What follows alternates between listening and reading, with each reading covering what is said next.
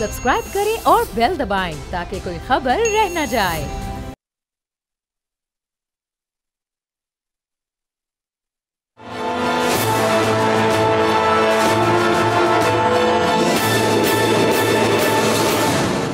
अस्सलाम वालेकुम, मैं बाब जहांगीर। आप देख रहे हैं प्रोग्राम तज्जिया। इलेक्शन कमीशन ने बाकायदा तौर पर नई हल्का बंदियों की अशात कर दी है, ऐलान इसका हो चुका है।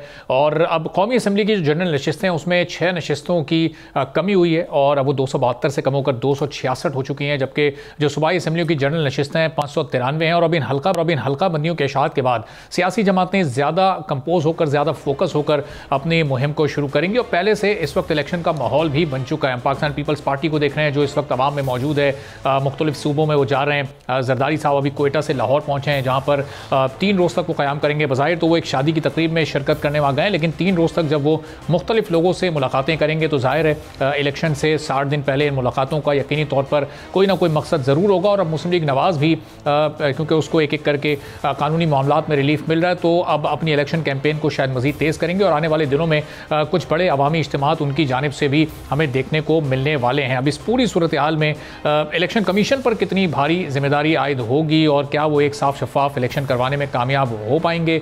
जो हल्का बंदियों की जिस तरह आज उन्होंने इशाद की है, इस पर माजी में बड़ी तनकीद होती रही कुछ सियासी जमातों की जानिब से कि ये अमल 90 रोज़ के अंदर अंदर होना चाहिए था, लेकिन बहरहाल उस वक्त नहीं हो सका, अब हो चुका है। तो अब क्या मुस्तकबिल में भी इलेक्शन कमीशन से सियासी जमातों को शिकायत रहेंगी या नहीं रहेंगी, और इन इलेक्शन कैंपेन्स में आगे किस तरह से सियासी जमातें बढ़ेंगी, इस पर गुफ्तगू करते हैं। शौकत पराचा साहब सीनियर सहाफ़ी हमारे साथ मौजूद हैं। पिलडार्ट से अहमद बिलाल महबूब साहब भी हमारे साथ मौजूद हैं और उनसे भी ज़रा ये इलेक्शन कमीशन की हल्का बंदियों से मुतालिक और कमीशन की तैयारियों से मुतालिक कुछ गुफ्तगू करेंगे। तो पराचा साहब, ये पहले हम ज़रा इन हल्का बंदियों पर ही आ जाते हैं। ये 6 जनरल नशिस्तें जो कम हुई हैं कौमी असम्बली की, ये इसका क्या कोई इम्पैक्ट क्रिएट होगा इलेक्शन कमीशन की जो अब तक की तैयारियाँ हैं बज़ाहिर तो वो बेहतर नज़र आ रही हैं, आगे भी इसी तरह से सिलसिला चलेगा? हल्का बंदियों का बाकायदा तौर पर अब ऐलान हो गया, तो अब किसी भी वक्त शेड्यूल का भी ऐलान होने वाला है।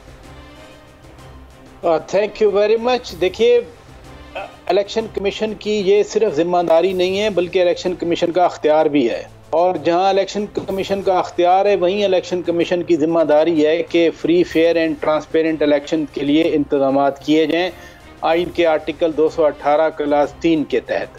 तो जो इलेक्शन कमीशन कर रहा है बेसिकली वो अपनी डिलिमिटेशंस की पावर्स के तहत कर रहा है और जो उनकी जिम्मेदारी है इलेक्शन कराने की उसके तहत कर रहा है। अब 90 दिन वाला जो इलेक्शन होना था वो जस्टिस अतर मिनल्ला साहब का इख्तलाफी नोट भी आ गया।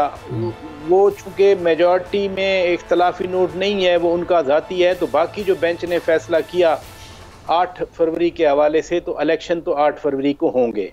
ये माइनर इशू है कि 6 नशिस्तें कम हुई क्योंकि जब फाटा एजेंसीज को 6 एजेंसीज को जम किया गया था तो पहले फाटा की 12 नशिस्तें थीं। फाटा के हवाले से भी बड़ी दिलचस्प सूरत हाल है कि कभी सिर्फ मलक वोट दिया करते थे, फिर बाद में एक फारूक लगारी साहब ने अमेंडमेंट की थी कि उसको एडल्ट फ्रेंचाइज पे रखा गया, लेकिन वो गैर सियासी होते थे। फिर आसिफ अली जरदारी साहब जब सदर थे तो उन्होंने प्रेसिडेंशियल डिक्लेरेशन दिया कि सियासी जमातों को वहाँ पर काम करने की इजाज़त मिली, लेकिन सीटें 12 थीं। पाकिस्तान में जो नशिस्तें हैं वो आबादी के मुताबिक मिला करती हैं, चूँकि फिर इन अजला की जो पॉपुलेशन थी वो हर हल्के के मुताबिक अगर सीट्स का बंदोबस्त किया जाता तो वो 6 ही बनती थीं, लिहाजा वो 6 ही बनी हैं। बाकी मुल्क की सीटें कम नहीं हुई। 12 से जो पहले फाटा के इलाके थे उनकी 12 थी। आबादी के लिहाज से जब वो जम हुए तो आबादी के लिहाज से उनकी 6 बनती हैं, लिहाजा वो सिर्फ 6 का मसला उधर तक है कि पहले फाटा अलहदा था, उनकी 12 थी। फाटा जब जम हुआ खैबर पख्तूनख्वा में तो आबादी के हिसाब से 6 बनती थी, 6 मिली उनको। इसका और कोई इम्पैक्ट नहीं है। ठीक है। हाँ, तो इलेक्शन कमीशन ने शेड्यूल देना है 5 दिसंबर का, वो कह रहे हैं डिलिमिटेशन हो गई, हल्का बंदियाँ हो गई, हर ज़िले और हर सूबे की हद तक तो नशिस्तें नहीं तब्दील हुई, लेकिन कुछ अजला में सूबाई असम्बलियों की जैसे सांगड़ में कम हुई या ऊपर 2 और अजला में कम हुई हैं, कराची की बढ़ी हैं। तो ये एडजस्टमेंट है with in the provincial boundaries, क्योंकि आइन में डिस्ट्रिक्ट्स की सीट्स नहीं लिखी हुई, सूबे की लिखी हुई हैं। तो अगर आप सूबे की नशिस्तें ऊपर नीचे करते तो फिर तो आपको एक आइनी अमेंडमेंट, कॉन्स्टिट्यूशनल अमेंडमेंट चाहिए थी। फाटा की जो नशिस्तें कम हुई वो बाकायदा जब फाटा को जम करने की अमेंडमेंट की गई थी तो उसके हिसाब से कम हुई थी, लिहाजा कॉन्स्टिट्यूशनल स्कीम में कोई तब्दीली नहीं हुई। ठीक है, तो पता अब ज़ाहिर जो जरदारी साहब का अभी दौरा लाहौर है, अब ये उनका 3 रोज़ा दौरा लाहौर है, हम ज़रा इस पर भी हमें बात करनी है। रफ़ीक रजवाना साहब रह चुके हैं, नून लीग के सीनियर रहनुमा है। तो रफ़ीक साहब पहले इस पर आप कमेंट कर दीजिएगा, जो उनका इस वक्त लाहौर का दौरा है, अब ये इस वक्त कितनी अहमियत का हामिल है, कैसे वक्त में जब 60 दिन बाद इलेक्शन है। आपकी जमात ज़ाहिर है कि इस वक्त बड़ी मजबूत पोजीशन में बज़ाहिर नज़र आ रही है लाहौर में, और पाकिस्तान पीपल्स पार्टी की इस वक्त थोड़ी पोजीशन हमें कमज़ोर नज़र आती है, लेकिन जरदारी साहब वहाँ गए, बहुत सारी उनकी मुलाकातें होनी हैं और अभी टाइम भी काफ़ी बचा है। क्या एक्सपेक्टेशन है, पीपल्स पार्टी आपको टफ टाइम दे सकेगी लाहौर में और पूरे ओवरऑल पंजाब में? देखिए, पंजाब में जो सूरत हाल है उस पर तो मुझे तबसरा करने की ज़्यादा ज़रूरत इसलिए नहीं है कि पंजाब की सूरत हाल एक वाज़ेह है, मगर क्योंकि एक मैदान सज रहा है इलेक्शन का, तमाम खिलाड़ी सियासी जमातें जो हैं वो मैदान में उतर चुकी हैं ऑलमोस्ट प्रैक्टिकली। तो जरदारी साहब या कोई भी जमात हो, उनका ये राइट है कि अपनी अपनी पार्टी की जाके प्रोजेक्शन करें, लोगों से मिलें, लोगों की शमूलियत कराएं, ताकि मैक्सिमम अपने इलेक्शन को सही मानों में पार्टिसिपेट करवा के और सही मानों में इलेक्शन लड़े। अच्छी बात है, जमहूरियत का हुस्न है ये। सही है। तो अब ये रफ़ीक साहब, ये जरदारी साहब अभी ज़ाहिर है जो उनकी हम गुफ्तगू सुन रहे हैं, बल्कि पराचा साहब से पहले मैं इस पर ज़रा कमेंट ले लूँ। पराचा साहब, ये उनके दौरे लाहौर पर इस वक्त आपको कोई एक्सपेक्टेशन है, पीपल्स पार्टी थोड़ी और मजबूत होती है हमें क्या पंजाब में नज़र आएगी? जो जरदारी साहब और बिलावल साहब की गुफ्तगू हम देख रहे हैं, तो अब क्या जरदारी साहब ही आगे इलेक्शन कैंपेन को कमांड करने वाले हैं, सारा काम उन्होंने ही करना है आगे? देखें, पंजाब बेसिकली मैटर बहुत ज़्यादा कर रहा है कि 141 सीट्स आउट ऑफ 266, बाकी तीनों सूबों की 51 मिला लें, 45 मिला लें और 16 मिला लें तो फिर भी वो 141 नहीं बनती। मैं बाकी सूबों की मिला कर कह रहा हूँ। तो पंजाब बेसिकली फैसला करेगा जिसके साथ पंजाब होगा। मलिक साहब दुरुस्त फरमा रहे हैं, रफ़ीक रजवाना साहब, कि उनकी पार्टी की पोजीशन बड़ी स्ट्रांग है वहाँ पर, लेकिन जो नून लीग का मुखालिफ वोट है, क्या वो तहरीक के वो पाकिस्तान इस्तेकाम पार्टी में जाएगा, क्या पार्टी के पास आएगा? क्योंकि पीटीआई को तो मुश्किलात दरपेश हैं, उनके लोग चले गए, इलेक्टेबल जो हैं वो या तो डिफेंसिव हैं या फिर वो इंडिपेंडेंट लड़ने की तरफ जाएंगे। उनके जो प्रॉब्लम्स हैं बकौल उनके वो बहुत गंभीर हैं, तो वो वाला वोटर किधर जाएगा? क्योंकि पिछले इलेक्शन में 2018 के इलेक्शन में पीटीआई ने साउथ पंजाब से 52% सीटें निकाली थी और नॉर्थ पंजाब से 56% सीटें निकाली थी। तो अगर कोई ये कहे कि पीटीआई अब वही रिजल्ट दे सकेगी, वो तो मुश्किल नजर आता है। वो अटक से लेकर रहीम यार खान तक सो फार मुश्किल नजर आता है, क्योंकि बहुत सारे इलेक्टेबल उनकी तरफ से निकल गए और जो ये समझते हैं कि खंबे को वोट खड़ा किया जाए, खंबे को वोट मिल जाएगा, वो तो मुश्किल है। ठीक है, अब तो वोटर क्या डिसाइड करता है? फिर नून लीग का कॉम्पिटिटर होगा कौन? ये आपके सामने भी मैं पॉइंट रखता हूँ, जरा रफीक साहब से भी इस पर राय लें। रफीक साहब, फिर पंजाब में किसको अपना कॉम्पिटिटर आप देख रहे हैं? पीपल्स पार्टी की इस वक्त पोजीशन हमारे सामने है, अभी वो उसको मुस्तहकम करने की तरफ जा रही है। आईपीपी अभी एक नई जमात है। पीटीआई के कल के इंट्रा पार्टी इलेक्शन जरा हो जाए, उसके बाद देखेंगे कि पार्टी के अंदर क्या चल रहा है, क्या उस पर रिएक्शन लोगों का सामने आता है। तो किस जमात को इस वक्त अपना हरीफ समझ रहे हैं आप? देखेंगे, जमातें सारी हरीफ है, मगर हमें पंजाब में, जैसे पराचा साहब कह रहे थे, पंजाब में हमें एज है अल्हम्दुलिल्लाह। हमेशा हमने पंजाब में सबसे ज्यादा सीटें ली है और वाकई जहाँ पंजाब में 141 सीटें हैं, पंजाब का इलेक्शन बड़ा मैटर करता है।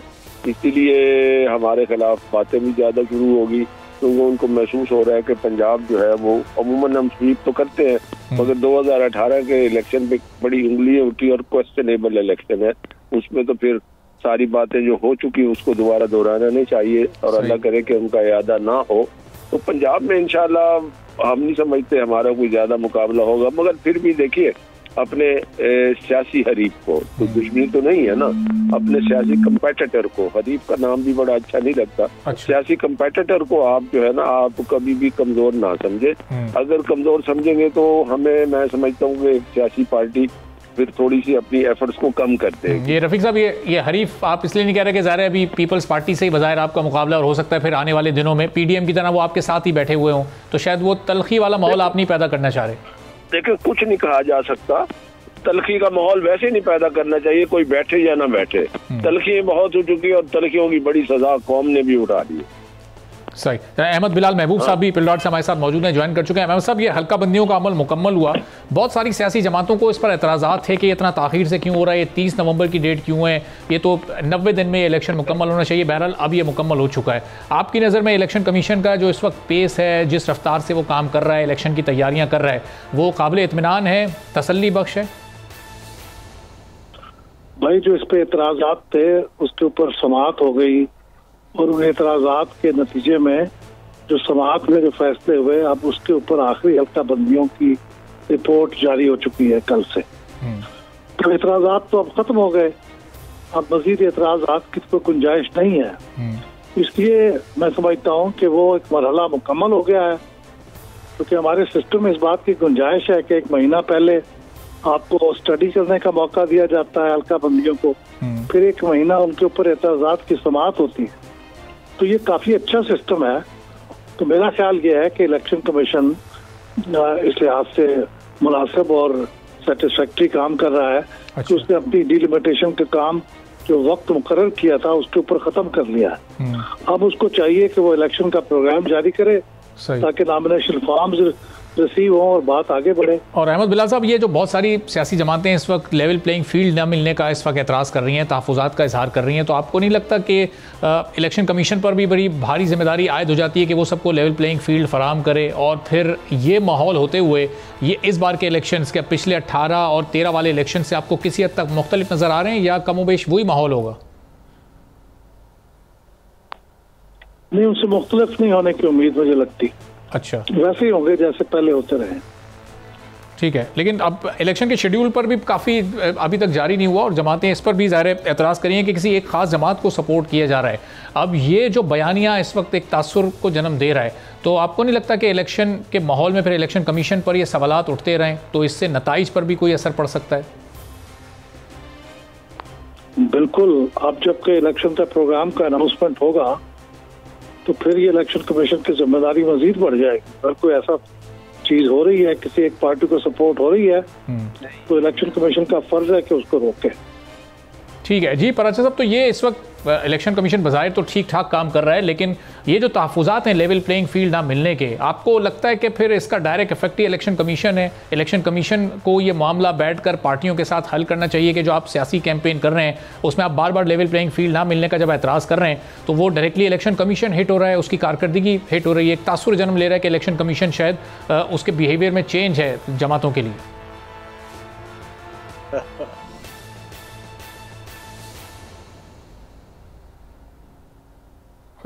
जी पराचा, आपको आवाज़ आ रही है? तो रफ़ीक रिजवान साहब, पहले इस पर आइएगा कि जो इस वक्त ज़ाहिर पाकिस्तान पीपल्स पार्टी, पाकिस्तान तहरीक इंसाफ ये कह रहे हैं उन्हें लेवल प्लेइंग फील्ड नहीं मिल रही, तो अब इलेक्शन कमीशन को बैठकर ये मसला हल करना चाहिए उनके साथ या नहीं? वो बार बार मुख्तलिफ खिताबात में, पब्लिकली, प्रेस कॉन्फ्रेंसेज में, मीडिया टॉक्स में अपने इस तहफ़्फ़ुज़ात को दोहरा रहे हैं। समझ रहा हूँ, ये बड़े दिनों से ये लेवल प्लेइंग फील्ड का इशू चल रहा है, अब इसको टॉपिक को बंद होना चाहिए। जरदारी साहब ने कह दिया था कि हम लेवल प्लेइंग फील्ड की कोई शिकायत नहीं करेंगे, हमें कोई शिकायत गालबन नहीं है। लेवल प्लेइंग फील्ड मुझे बताएं, इस वक्त तक सियासी लिहाज से, इस वक्त तक इंतखाबी लिहाज से कौन सी ऐसी फेवर हो गई है पाकिस्तान मुस्लिम लीग नून को जिससे इलेक्शन मुतासर खुदा न खास्ता होते नजर आते हैं? ये एक प्रोपेगेंडा शुरू कर दिया, नेगेटिव प्रोपेगेंडा। अभी इलेक्शन को चंद दिन देर है, 1 माह 1.5 माह देर है इलेक्शन को। इसका ये प्रोपेगेंडा जो है ना, देखे मैं एक जमहूरी अंदाज की बात करता हूँ। अगर मैंने कोई अपनी पार्टी की कैंपेन करनी है और पार्टी के लिए कुछ मैंने लोगों को कन्विंस करना है तो मुझे बताना चाहिए कि मैंने ये परफॉर्म किया है, ठीक है ना जी। और मैं ये कहूँ कि जी लेवल प्लेइंग फील्ड नहीं दिया जा रहा है, जलसे पीपल्स पार्टी कर रही है, हर जगह पे जाना है उनका राइट है। इसी तरह से मैं तो इस फेवर में हूँ कि पीटीआई को भी उतनी ही इजाजत दी जाए। सिर्फ ये है कि उनके जो पुराने कारनामे हैं जिनकी सजा उनको मिल रही है उस पे जो भी इंसाफ के तकाजे होंगे, वो गुनाहगार है तो उसको भी कानून अपना रास्ता लेगा, और जो बेगुनाह है तो उसको भी सजा नहीं देनी चाहिए। ठीक है जी। अदरवाइज पीटीआई को भी लेवल प्लेइंग फील्ड मिलना चाहिए। लेवल प्लेइंग फील्ड का मेरी नजर में as a school of politics ये एक नारा है। अब रिजवान साहब, ये बयानिया जिस तरह से बनाया जा रहा है, बनाए सुने मेरी, मैं बताता हूँ ना, बयानिया को हमसे पूछ के बनाएंगे, बयानिया वो बनाएंगे जो उन्हें सूट करता है। It's a negative politics, it's a negative political mileage. लेकिन इससे उंगलियां उठ रही है ना इलेक्शन कमीशन की तरफ, तो इलेक्शन कमीशन उठाते रहे और गुजारिश है जब एक उंगली उठती है तो चार अपनी तरफ भी होते हैं, अपना गिरेबान भी झांकना चाहिए कि मैंने क्या किया है, मेरी परफॉर्मेंस क्या है। चलें, अभी तो ये चूंकि अभी तो 2 माह इलेक्शन में, लेकिन अब हम 1 महीने बाद या 1.5 महीने बाद जब ये बात कर रहे होंगे तो इलेक्शन बिल्कुल सर पर होंगे, उस वक्त तो फिर माहौल तल्ख हो सकता है, एक माहौल में एक कशीदगी वाली फिजा पैदा हो सकती है। जिस चीज की कोई ऐसी बुनियाद ना उस पर वावेला करेंगे, सिवाय माहौल को परागंदा करने के और कोई हासिल नहीं होगा, और वो पाकिस्तान के मफाद में नहीं है। इलेक्शन को सुकून से होने दें, जिसके नसीब में जो होगा ले जाएगा।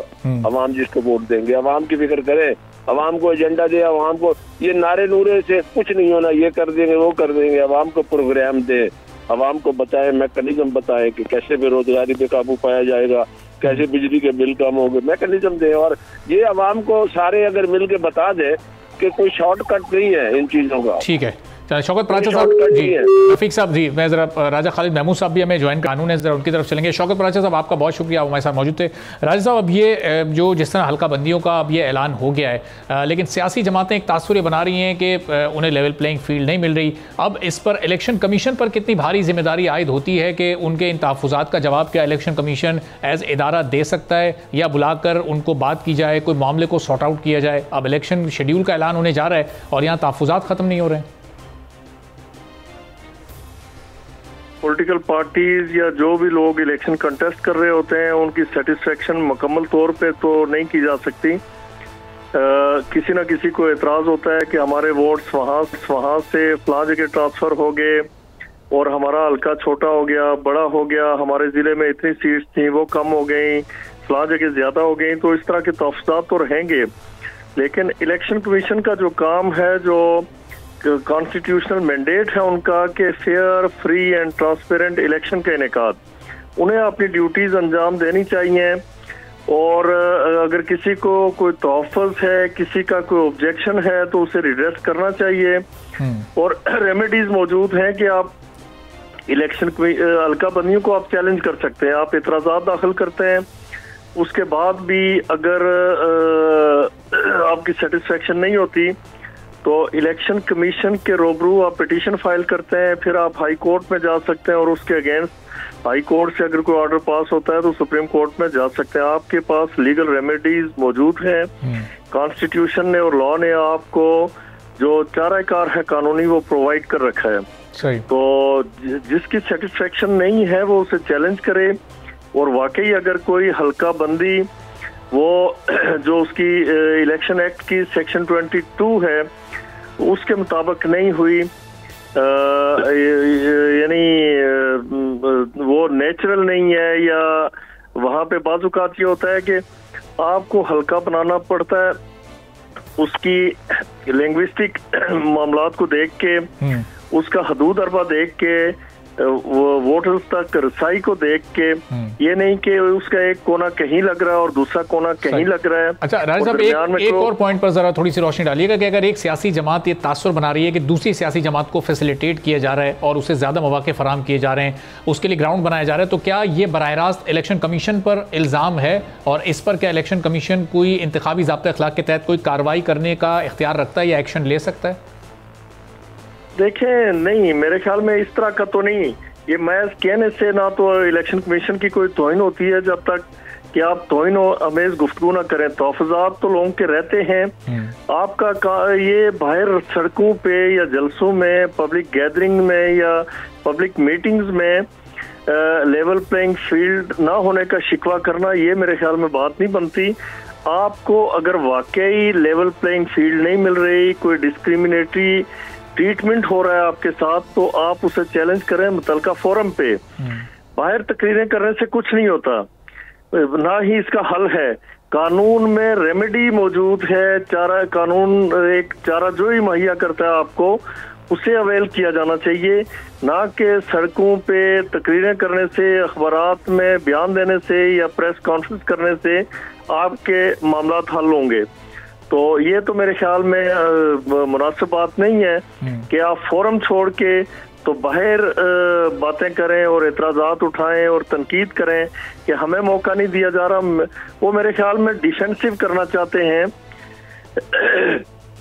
डिफेंसिव करते हैं कि पहले से पेशबंदी और पहले से एक कल इलेक्शन हारने की सूरत में उनके पास जवाब हो जी कि हमने पहले कह दिया था, हमें लेवल प्लेइंग फील्ड नहीं मिला, हमारे साथ डिस्क्रिमिनेटरी एटीट्यूड था, डिस्क्रिमिनेटरी ट्रीटमेंट थी, इम्तियाजी सलूक रवा रखा। इस तरह के बयानात या अगर ये कोई सियासी बयानिया ऐसा कोई सियासी जमात बनाए तो इलेक्शन कमीशन बराह रास्त उसके खिलाफ कोई कार्रवाई करने का इख्तियार नहीं रखता, या फिर बराह रास्त नाम दिया जाए इलेक्शन कमीशन को। अमेज देखें, वो उन्हें बुला के पूछ सकता है कि आपका तहफ़्फ़ुज़ क्या है, आपकी क्या रिजर्वेशन है, ये बुला के पूछ सकता है। In order to conduct the fair and free election वो ये कर सकता है। लेकिन अगर कोई तौहीन आमेज पहलू नहीं निकलता तो वो कार्रवाई नहीं हो सकती जो इससे पहले फवाद चौधरी या इमरान खान के खिलाफ जारी है और उन लोगों को बुलाया भी गया इलेक्शन कमीशन में, तो वो नहीं हो सकती जब तक कि आप कोई इस तरह का अल्फाज अदा नहीं करते, आप इस तरह की एब्यूसिव लैंग्वेज यूज नहीं करते। बिल्कुल ठीक। मैं ये कह देना इससे कोई फर्क नहीं पड़ता। ठीक है, तो इलेक्शन कमीशन को चाहिए कि उन्हें बुला के तो उनके तौफीक़ात को रिड्रेस करे। राजा खालिद साहब, बिल्कुल पॉइंट आपका आ गया। रफीक रजवाना साहब, अब ये बताइएगा कि ये पीपल्स पार्टी की तरफ से जिस तरह इल्ज़ामात लगाए जा रहे हैं या जितनी शिद्दत के साथ बात हो रही है, इलेक्शन शेड्यूल के ऐलान के बाद क्या नून लीग भी इसी तरह से जवाबी वार करेगी और जवाबात दिए जाएंगे?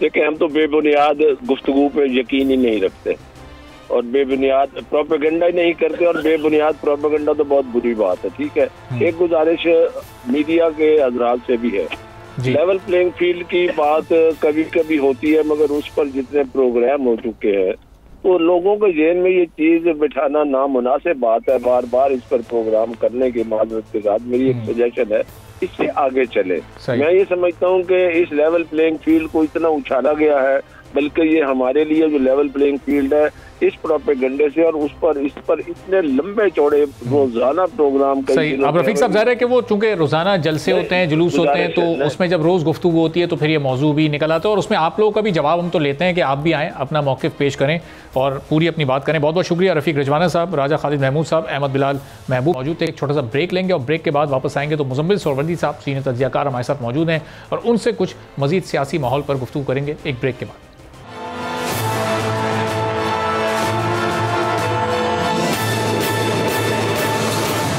प्रोग्राम में एक बार फिर आपको खुशामदीद कहते हैं और इस वक्त सियासी जमातें मैदान अमल में मौजूद हैं। इलेक्शन शेड्यूल का तो ऐलान नहीं हुआ लेकिन इलेक्शन कैंपेन शुरू हो चुकी हैं। पाकिस्तान पीपल्स पार्टी में हम देख रहे हैं कि बयानिए का एक इख्तिलाफ सामने आ रहा है, ये कितना शदीद हो सकता है और उसका फ़ायदा फिर नून लीग को किस तरह से पहुँच सकता है। आने वाले इंतखाबात में क्या हम एक मखलूत हुकूमत देखेंगे, किस सूबे में किस जमात के कितने चांसेस मौजूद हैं, इस पर गुफ्तगू करेंगे। राना मुबशिर साहब, सीनियर साफ़ी, सीनियर तज्ज़ियाकार, हमारे साथ मौजूद हैं। मुज़म्मिल सोहरवर्दी साहब, सीनियर तज्ज़ियाकार, सीनियर साफ़ी, हमारे साथ मौजूद हैं। दोनों मौजूद मेहमानों को वेलकम करते हैं प्रोग्राम में। राना मुबशिर साहब, ये इस वक्त जो एक माहौल बना हुआ है, बिलावल साहब गुफ्तगू कुछ करते हैं, जरदारी साहब आते हैं इंटरव्यू में, वो कोई और बात करते हैं, फिर वजाहत आती है, वो तो उनके घर का मामला है, हर बाप अपने बेटे के बारे में ऐसे ही सोचता है। तो ये अब तो वो पब्लिकली भी कह रहे हैं कि बिलावल भुट्टो, जरदारी साहब अभी अंडर ट्रेनिंग है, ज़रा उनको थोड़ी तरबियत की ज़रूरत है।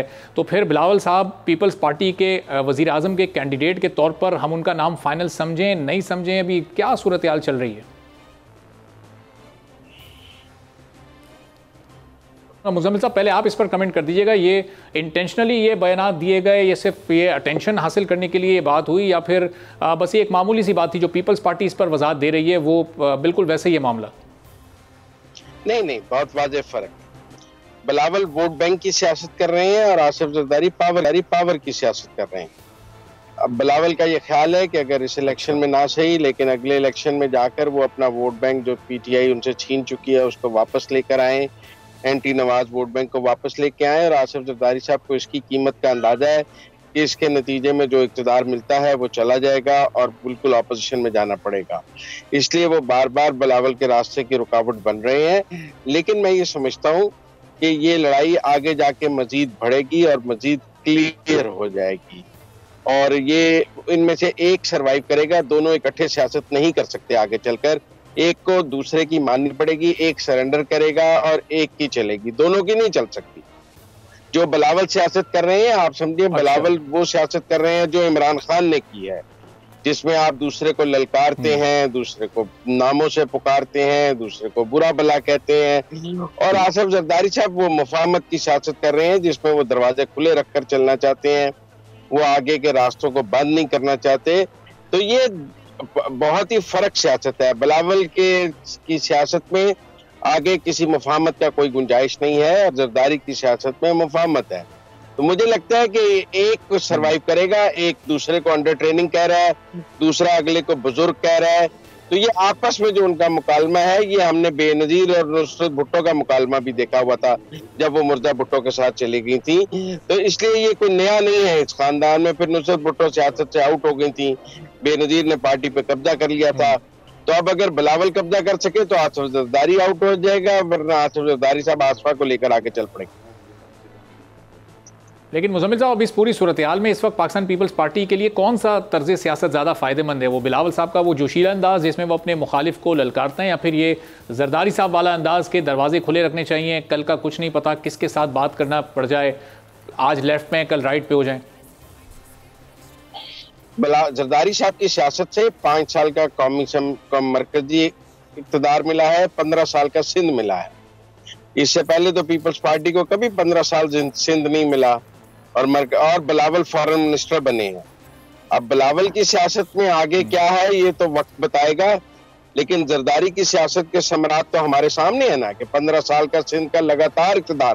पाकिस्तान किसी सियासी जमात को किसी सूबे में 15 साल का इक़्तिदार नहीं मिला है।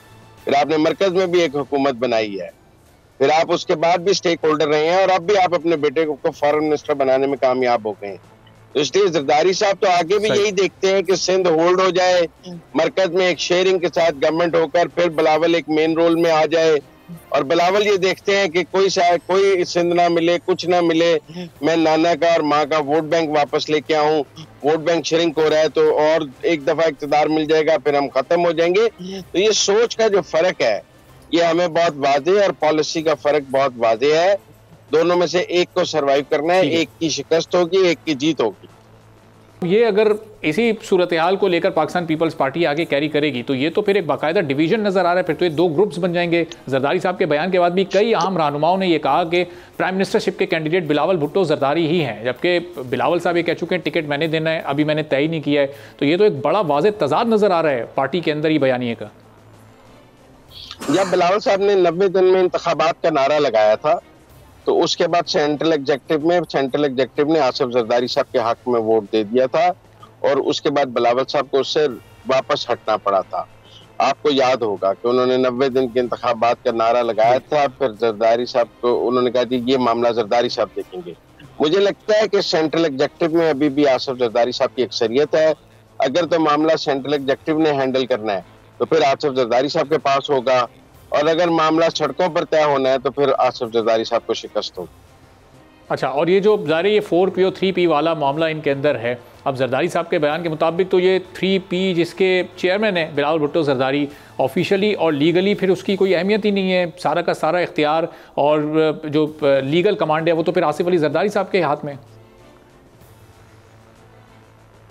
तो वो 3P को जाके इलेक्शन कमीशन में अगली दफा रजिस्टर करा लेंगे, और अब खुद 3P के चेयरमैन बन जाएंगे। फिर बाप एक अलग पार्टी ले जाए और बेटा अलग पार्टी ले लेगा।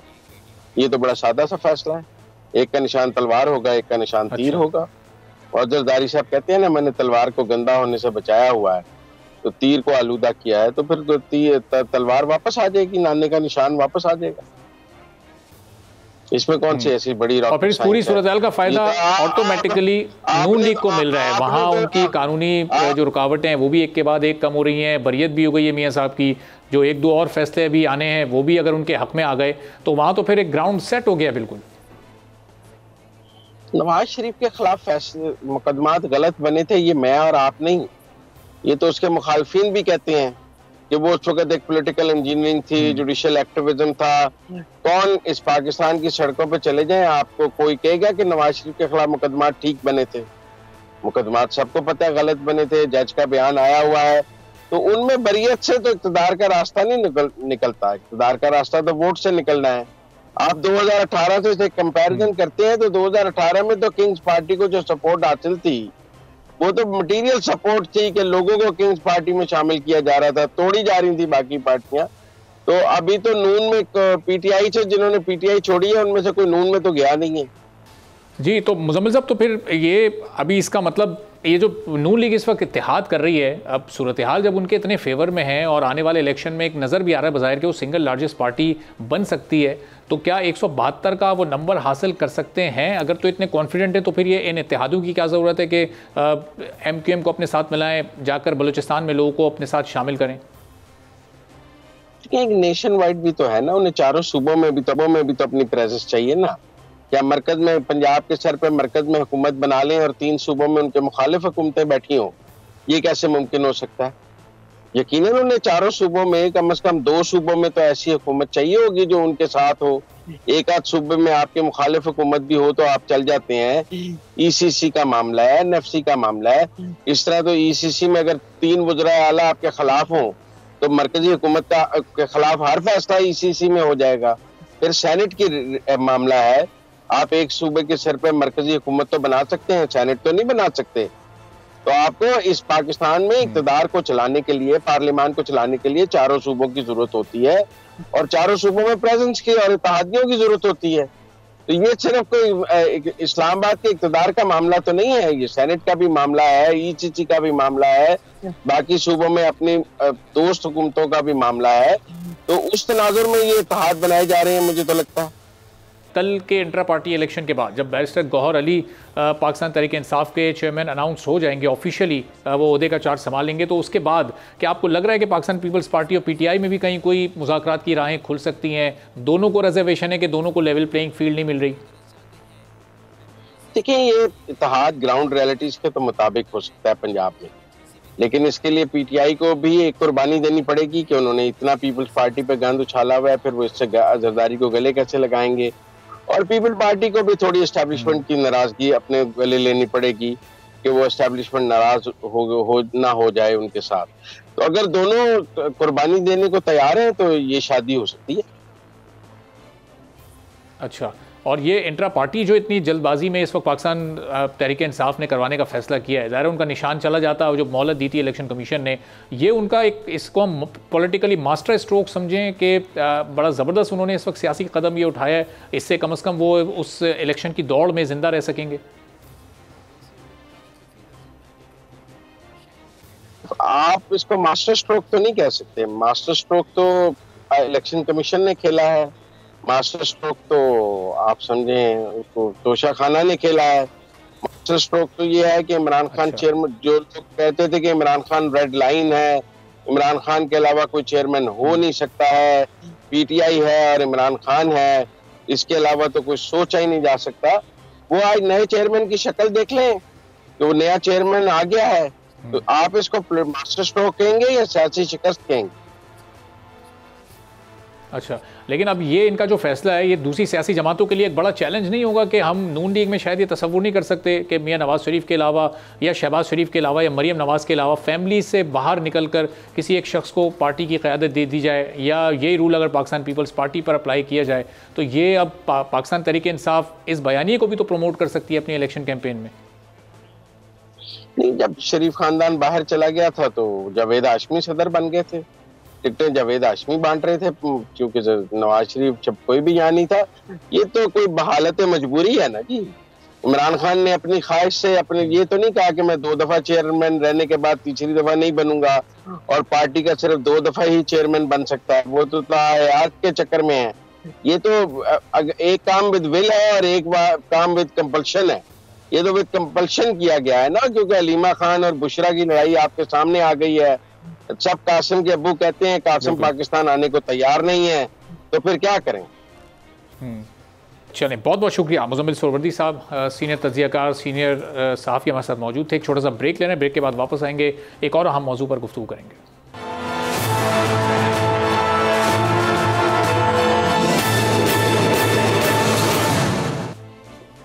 एक बार फिर आपको प्रोग्राम में खुशामदीद कहेंगे। और इलेक्शन अब बिल्कुल सर पर आ चुके हैं और मुल्क को इस वक्त कौन कौन से मुआशी चैलेंजेस का सामना है और आने वाली हुकूमत के लिए मुआशी आशारिये किस हद तक मुस्बत हो जाएंगे और उनको आगे आने वाले दिनों में कितनी आसानी हो सकेगी मीशत के इस इस्तेहकाम से, जो कि इस पिछले एक साल में और ख़ासतौर पर पिछले चंद माह में हमने देखा है बहुत सारे पॉजिटिव स्टेप्स लिए गए, जिसमें FBR की कारकर्दगी है, जिसने गुज़िश्ता 5 माह में, जो कि रवां माली साल के 5 माह है, उसमें अपने टैक्स कलेक्शन के हदफ को कामयाबी के साथ अबूर किया। लेकिन कहीं कहीं निगरान हुकूमत से आवाम को कुछ शिकायत भी हैं, जैसे अभी गुज़िश्ता रात जब पेट्रोलियम मसनूआत की कीमतों में रिलीफ आवाम को दिया जा सकता था और इससे पहले भी पिछले माह भी हमने देखा था कि वहाँ पर कुछ रिलीफ निगरान हुकूमत ने अपने फैसले के जरिए आवाम तक नहीं पहुँचाया, आवाम उससे महरूम हो गए। तो एक इस वक्त इन्फ्लेशन की जो सूरत हाल है वो आवाम पर एक बोझ की सूरत में बरकरार है। लेकिन अगर ओवरऑल एक बड़ी पिक्चर में हम पाकिस्तान की इकॉनमी को देखें तो बहुत सारे ऐसे पॉजिटिव्स हैं जो कि इस वक्त न सिर्फ रियासत और हुकूमत ने मिलकर साथ लिए, SIFC की सूरत में पाकिस्तान की मईशत बेहतरी की जानिब जाती दिखाई दे रही है। इस पूरी सूरत हाल पर गुफ्तगू करते हैं। ज़ुबैर मोती माशियात हमारे साथ मौजूद हैं। तो ज़ुबैर साहब, ये पाकिस्तान को इस वक्त एक्सपोर्ट्स बढ़ाने की भी ज़रूरत है। ज़ाहिर पाकिस्तान की इस वक्त जो इकॉनमी है एक बहुत बड़े मुश्किल चैलेंज से निकल कर IMF के प्रोग्राम में मौजूद है। अभी आने वाले दिनों में आप क्या देख रहे हैं? इकॉनमी ग्रो करने की तरफ जा रही है, जो मुआशी चैलेंजेस हैं वो कम से कम होते जाएंगे आने वाले दिनों में? देखिए जी, बात यह है कि जब SIFC की बात करते हैं तो डेफिनेटली तो ऐसे नंबर्स हैं जो हमने पहले कभी सुने ही थे, और ये अभी अगर ये रियलिटी में आते हैं और हम बात करते हैं 40-50 अरब डॉलर की, तो ये तो हमारी मईशत के लिए बहुत बड़ा एक ऐसा ख्वाब होगा जो पूरा होगा बहुत सालों के बाद। हमने कभी इतने बड़े नंबर्स अपने रिजर्व में देखे ही नहीं है।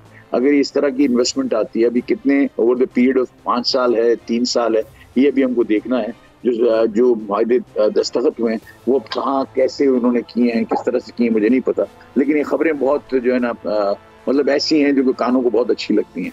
और जो बाकी हमारी जो GDP का जो हाल है और जो हमारा मुआशे जो अपनी मईशत का जो हाल है उसको अगर आप देखें तो मेरा ख्याल है कि तशवीशनाक हालात तो बदस्तूर हैं। और हम एक्सपोर्ट बढ़ाना चाहते हैं। जब एक्सपोर्ट बढ़ाना चाहते हैं तो इनपुट बड़े महंगे हो गए हैं compare to our regional rivals, तो उसके अंदर एक बड़ी हमें तकलीफ नजर आ रही है। फिर जब वो नई जब सारी चीजें आएंगी और जब आप SIFC के जरिए जो इन्वेस्टमेंट ला रहे हैं उसके तो स्पेसिफिक एरियाज हैं, एग्रीकल्चर है, कल्टीवेशन है, IT है, माइंस एंड मिनरल्स है, ये एरियाज के अंदर अगर हम पावर जनरेशन है, इनके अंदर आप जब इनको लेके आ रहे हैं तो और आज हमारी जो मईशत जिन चीजों पे खड़ी है, मिसाल के तौर पर हम टेक्सटाइल हमारा सबसे बड़ा शोबा है, इसके अलावा टेक्सटाइल के अंदर लाइट इंजीनियरिंग है, फार्मा है, बहुत सारी ऐसी आइटम है जो आज हम एक्सपोर्ट करते हैं। उनकी लागत जो है cost of doing business and cost of manufacturing खासी बढ़ गई है, उसको हम इन डॉलर्स के साथ काउंटर नहीं कर सकते। अगर हम ये समझते हैं कि डॉलर्स के आने से रुपया मजबूत होगा तो फिर रुपया क्या मजबूत होगा तो क्या हम अपनी ये जो जितने टैरिफ्स हैं उनको रिवाइज करेंगे?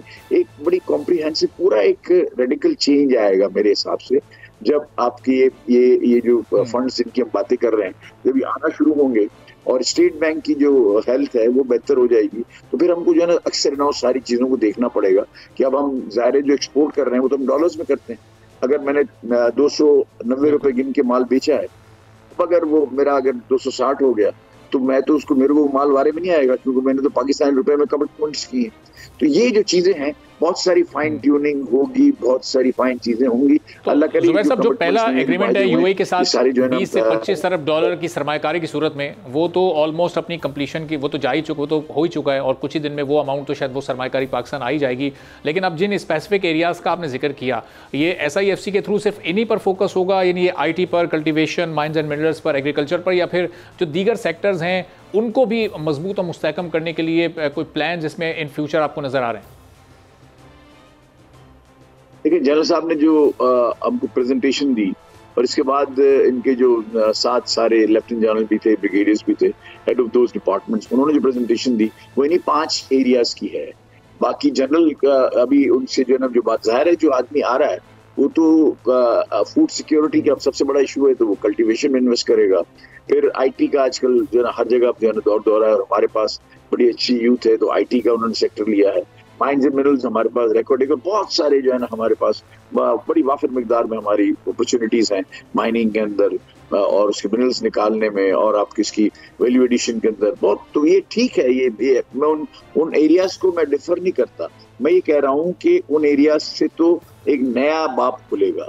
लेकिन जो इस वक्त मौजूदा इंडस्ट्री है जो हमारी चल रही है, जिसके अंदर प्रॉब्लम्स भी तहाशा हैं, उन प्रॉब्लम्स को भी हमको एड्रेस करना होगा। और मेरा ख्याल है कि ये SIFC के अंदर इन प्रॉब्लम्स को हम इसको भी ले जाएंगे। और जुबैर साहब, अभी जिस तरह कराची की इंडस्ट्री ने, कराची के इंडस्ट्रियलिस्ट ने ये एक दिन एक्सपोर्ट बंद करने की बात की है, अब ये तो बड़ा डेंट हो सकता है पाकिस्तान की इस वक्त इमर्जिंग इकोनॉमी के लिए। अगर एक दिन भी कराची की एक्सपोर्ट बंद होती है तो आप सोचें कि कितने डॉलर्स का नुकसान होगा।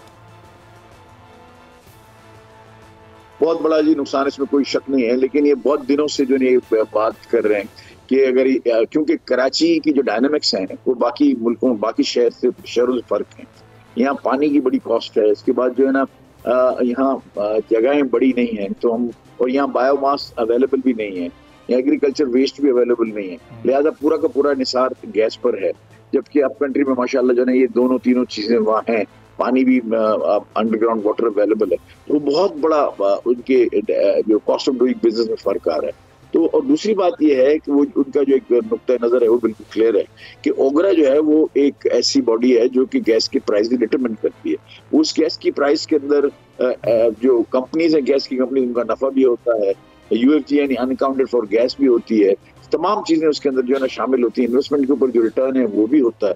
उसके बाद जो उनका जो अराइव एट जो एक फिगर है वो 1350 रुपए का है। वो अगर 1350 से अब ऊपर जाते हैं तो फर्टिलाइजर को जो आप सब्सिडी दे रहे हैं या डोमेस्टिक को सब्सिडी दे रहे हैं, उससे अगर आप इंडस्ट्री की गैस को महंगा बेशक हो जाए, अगर वो बांग्लादेश के बराबर में हो जाती है तो हमें कोई प्रॉब्लम नहीं है। लेकिन अगर वो और जुबैर साहब, ये 1350 में भी जो 22% मुनाफा है ओगरा का, क्या उस मुनाफे को कम करके कोई वे आउट निकाला जा सकता है? उसको 11% कर लिया जाए तो क्या वो एक काबिल अमल तजवीज़ नहीं होगी?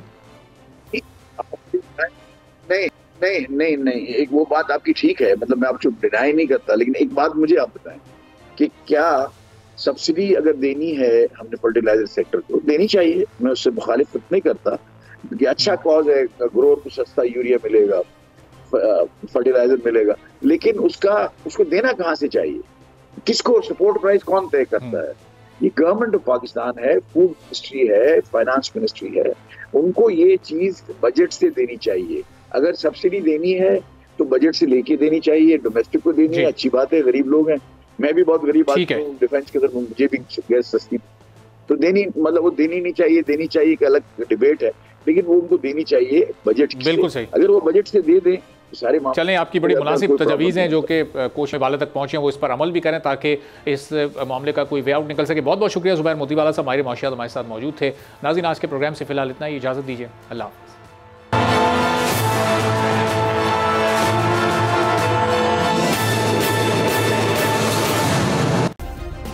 सब्सक्राइब करें और बेल दबाएं ताकि कोई खबर रह न जाए।